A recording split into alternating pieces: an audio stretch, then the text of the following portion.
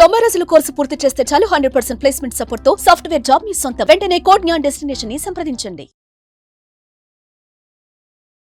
నమస్కారం అలగరి రవీంద్రనాథ్ గారు. నమస్తే అండి సిరి గారు. రాజ్ తరుణ్ లావణ్య కేసులో మస్తాన్ సాయిని నార్సింగ్ పోలీసులు అరెస్ట్ చేసిన విషయం మనందరికి కూడా తెలిసిందే.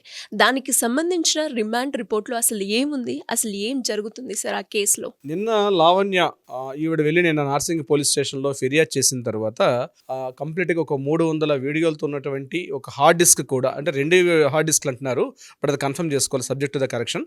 సో దీనికి సంబంధించి ఆ హార్డ్ డిస్క్లు స్వాధీనం చేసుకున్న తర్వాత నిన్న తను అరెస్ట్ చేశారు మస్తాన్ సాయిని. అరెస్ట్ చేసి ఈరోజు కోర్టు ముందు ప్రవేశపెట్టడం జరిగింది. రిమాండ్ రిపోర్ట్ ఒకటి మనకి ఇప్పుడే రిలీజ్ అయింది న్యూస్. సో ఆ రిమాండ్ రిపోర్ట్లో ఉన్నటువంటి ఏదైతే న్యూస్ డీటెయిల్స్ ఉన్నాయో అది ఒక విధంగా చెప్పాలంటే ఒక విస్తుగొలిపే విధంగా ఉంది. దానికి సంబంధించినటువంటి ఆ రిమాండ్ రిపోర్ట్ మనకి అందుబాటులోకి వచ్చేటువంటి రిమాండ్ రిపోర్టు ఈరోజు కోర్టులో బహుశా ఆయన ప్రవేశపెట్టిన తర్వాత 14 days రిమాండ్ విధించవచ్చు. అయితే దీనికి సంబంధించిన అభియోగాలు ఏదైతే నిన్న లావణ్య గారు చేశారో, దీనికి సంబంధించిన మస్తాన్ సాయి మీద ఉన్నటువంటి అభియోగాలు, ముఖ్యంగా అతని యొక్క హార్డ్ డిస్క్లో కంప్లీట్గా న్యూడ్ వీడియోస్ ఉన్నాయని చెప్తూ, ఎంతోమంది స్త్రీల యొక్క జీవితాలతో ఆడుకున్నాడని చెప్తూ, తన మీద కూడా హత్యా ప్రయత్నం తను కూడా చేశాడని చెప్తూ, రాజ్ తరుణ్కి తనకు మధ్య ఉన్నటువంటి విభేదాలు పెరగడానికి కావచ్చు, లేకపోతే అదేవిధంగా రాజ్ తరుణ్ని పెళ్లి చేసుకోవడానికి కూడా ముందుకు వచ్చినప్పటికి కూడా వాళ్ళ మధ్య గ్యాప్ రావడానికి ప్రధానంగా మస్తాన్ సాయి కీలక పాత్ర పోషించాడని చెప్తూ కూడా అనేక రకాల ఆరోపణలు ఆధారాలతో సహా ఆవిడ నర్సింగ్ పిఎస్లో పెట్టిన తర్వాత ఆ ఆధారాల్లో ఉన్నటువంటి ఆ హార్డ్ డిస్క్లు కొన్ని మనకు వెలుగులోకి వచ్చి కొన్ని కూడా చూడడం జరిగింది. ఇక్కడ మనం ప్రధానంగా మాట్లాడుకోవాల్సింది ఏంటంటే లావణ్య అండ్ మస్తాన్ సాయి ఇద్దరి విషయం కూడా 2 రకాలుగా ఉంది ఇందులో విషయం. ఇంతకుముందు ఒకసారి లావణ్య కూడా మనకి సికింద్రాబాద్ రైల్వే స్టేషన్లో కూడా ఆవిడ డ్రగ్స్ సంబంధించి, అంటే ఇది యాక్చువల్గా 3 రకాల కేసులు. ఇది ఒకటి రాజ్ తరుణ్ లావణ్య కేసు, ఒకటి at the same time drugs case, ఒకటి మూడవది ఏంటంటే లావణ్య అండ్ మస్తాన్ సాయి సంబంధించినటువంటి ఈ అశ్లీల వీడియోలు, ఈ న్యూడ్ ఫొటోసు, అదేవిధంగా బ్లాక్మెయిలింగ్, హత్యా ప్రయత్నం, ఇటువంటి సంబంధించిన కేసు. మొత్తం 3 రకాల కోణాల్లో ఉన్నటువంటి ఈ కేసు ఇదేమిందంటే, మొదటగా రాజ్ తరుణ్ లావణ్యతో మొదలైన కేసు మధ్యలో కొంత అప్లిఫ్ట్ తీసుకొని అది ఎక్కడికి వెళ్ళిందంటే అది కంప్లీట్గా డ్రగ్స్ కేసులోకి వెళ్ళింది.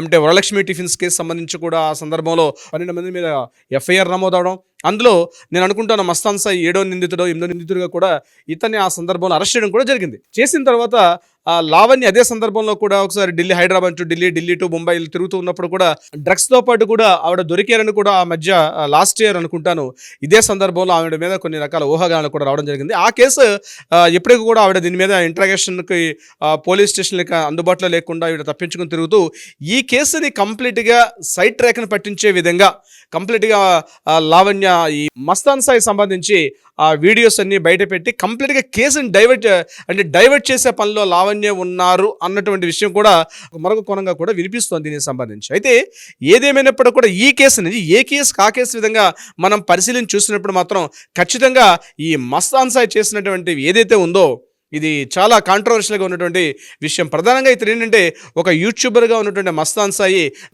బిఫోర్ లాస్ట్ ఇయర్ 2022లో మస్తాన్ సాయి యొక్క సిస్టర్ యొక్క మ్యారేజ్ సంబంధించి అప్పుడు లావణ్య గారు ఇక్కడ నుంచి వెళ్ళడం, దానికి సంబంధించి ఆ ప్రైవేట్ పార్టీలో కంప్లీట్గా అక్కడ లావణ్య గారు డ్రెస్ చేంజ్ చేసుకుంటున్న రూమ్లో తన స్పై కెమెరాస్, సీసీ కెమెరాస్ పెట్టి ఆమెకి తెలియకుండా డ్రెస్ చేంజ్ చేసుకుంటుంటే కొన్ని న్యూడ్ ఫొటోస్ కావచ్చు, కొన్ని అర్ధనగ్న చిత్రాలన్నీ కూడా తను తీసి మరలా తన కోరిక తీర్చమని చెప్తూ మస్తాన్ సాయి ఎంతో రకాలుగా బలవంత పెట్టినట్టుగా కూడా వీడియోస్ మనకు కనిపిస్తుంది.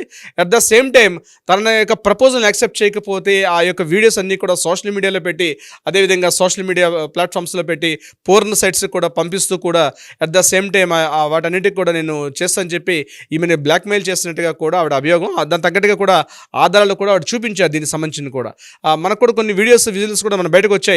అందులో కంప్లీట్గా డ్రగ్స్ తీసుకుని ఇతని యొక్క అనుచరుడు ఖాజా కూడా, ఇతనితో పాటు ఉన్నటువంటి ఇతని అనుచరుడు ఖాజా ఇద్దరు కూడా డ్రగ్స్ తీసుకున్నట్టుగా కూడా ఎన్డీఆర్ఎస్ ఇచ్చినటువంటి రిపోర్ట్లో కూడా నివేదిక కూడా పేర్కొనడం జరిగింది.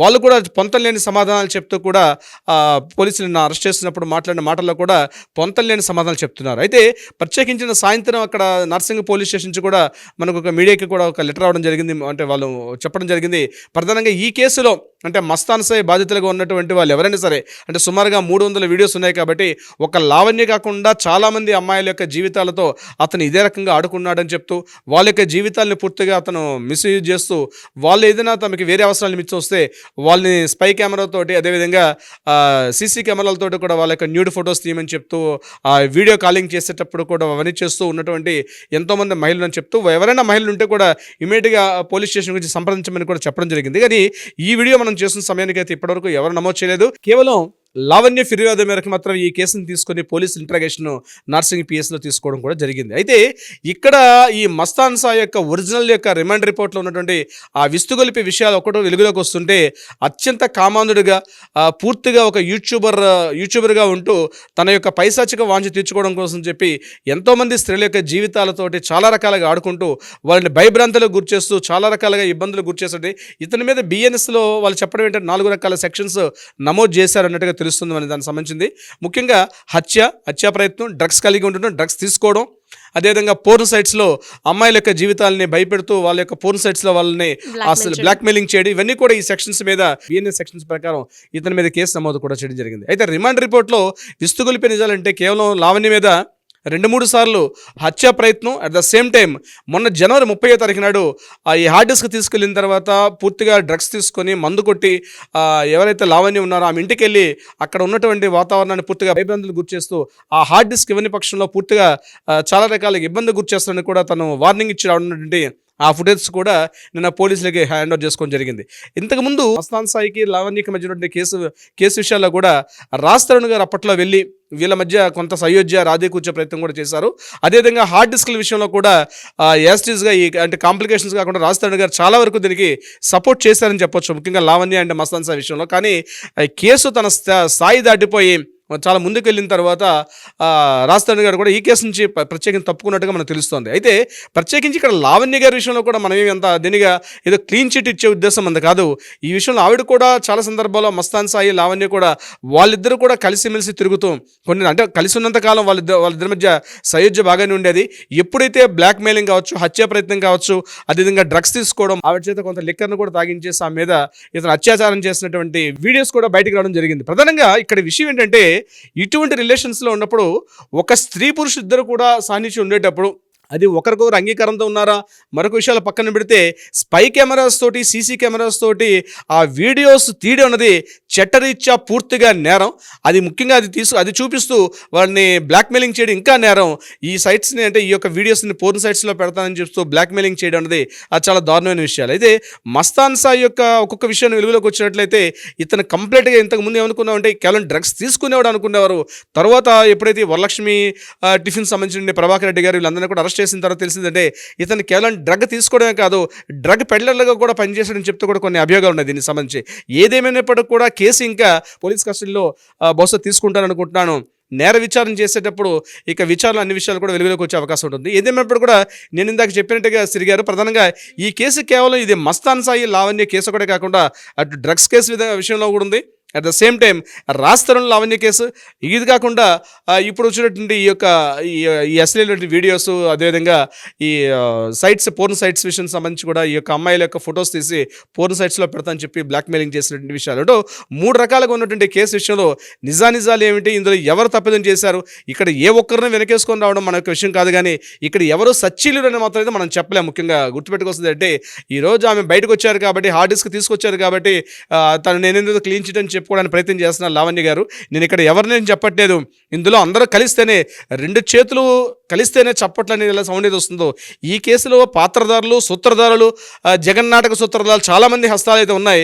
ఏదేమైనప్పటికీ కూడా ముఖ్యంగా ఒక ప్రైవేటు పార్టీలో నాట్ ఓన్లీ వీళ్ళిద్దరి ఇష్యూ కాకుండా అతను వెళ్తున్నటువంటి ప్రతి పార్టీలో కూడా అక్కడ వీడియోస్ కూడా తీసి అవి కూడా పోర్న్ సైట్స్లో పెడుతూ సుమారు ఇంతకుముందు ఒక 800 వీడియోస్, ఇప్పుడు 300 వీడియోస్, ఈ రకంగా చూస్తే కొన్ని ఆల్రెడీ డిలీట్ చేసిన విషయాలు అయితే ఎఫ్సీఎల్కి ఆల్రెడీ హ్యాండ్ ఓవర్ చేశారు కాబట్టి ఆ రిపోర్టు ప్రకారం డిలీట్ చేసిన వీడియోస్ కూడా వెలుగులోకి వచ్చే అవకాశం ఉంటుంది. ఏదేమైనప్పటికీ కూడా ఒక పెద్ద చెప్పాలంటే రచ్చ రంబోలా అంటారు చూసారంటే ఆ స్థాయిలో పూర్తిగా అస్తవ్యస్తంగా ఉన్నటువంటి ఈ తెలుగు సినిమా రంగంలో, అంటే తెలుగు సినిమా రంగం అనేది నేను అందించే ప్రయత్నం చేయట్లేదు. కానీ సినిమా ప్రముఖులుగా, సెలబ్రిటీలుగా చేసుకుంటే వాళ్ళ పార్టీలు కూడా వెళ్తూ వాళ్ళ యొక్క ప్రైవేట్ పార్టీల్లో కూడా ఏదో ప్రైవేట్గా ఉన్నటువంటి ఆ రిలేషన్షిప్ని కూడా వీడియోస్ తీసి అది కూడా వాళ్ళని బ్లాక్మెయిల్ చేయడం అనేది ఎట్టి పరిస్థితుల్లో కూడా సహించేది కాదు. దీని మీద కోర్టు ఇంకా విచారణ ఉంది కాబట్టి, న్యాయ విచారణ ఉంది కాబట్టి నిజాల తొందరలో మనకు వెలుగులోకి వచ్చే అవకాశం ఉంది. సిరి గారు, thank you sir, thank you so much. Thank you so much అండి సిరి గారు.